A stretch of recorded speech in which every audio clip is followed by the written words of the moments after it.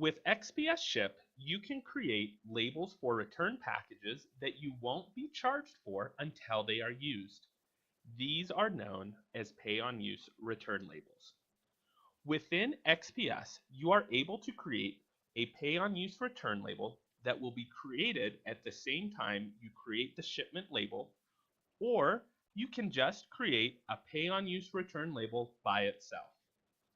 In this video, we will go over how to create these labels for an individual shipment, as well as through the batch screen.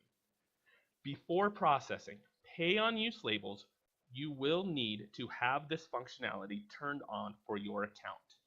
To do this, you will need to call XPS Ship customer service at 1-800-881-0288 and ask that pay-on-use returns be added to your account. First, we will create a pay-on-use return label in the ship screen.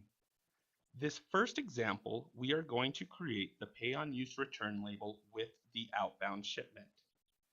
After entering the receiver's information and choosing the service and package type, we come to the details section. After inputting the weight, scroll down a little and under the content description, you will see two checkboxes. We will want to check the box that says Include Pay-on-Use Return Label. This causes another option below to select the label service. By default, this will show the same service as the outbound shipment. If you need to change the service, you can do so using the drop-down menu. Once that is done, we will just book the shipment like normal, and you will see that the return label is included with your outbound label. If you make your way to history, you will see both the outbound and return label. The return label has a purple marker on the right-hand side. This means that the label has been created but not used. When notification is received that the label has been scanned, this marker will change from a purple to green. Also, the price will change from 0 to the price of the shipment. We can also create just a pay-on-use return label. First, on the ship screen, use this button to make yourself the receiver, as the package is going to be sent back to you. Your customer is the sender, so enter their information into the fields. Choose the service and box type for the return. Place the weight in the field and scroll down. This time we are going to select This is a pay-on-use return label.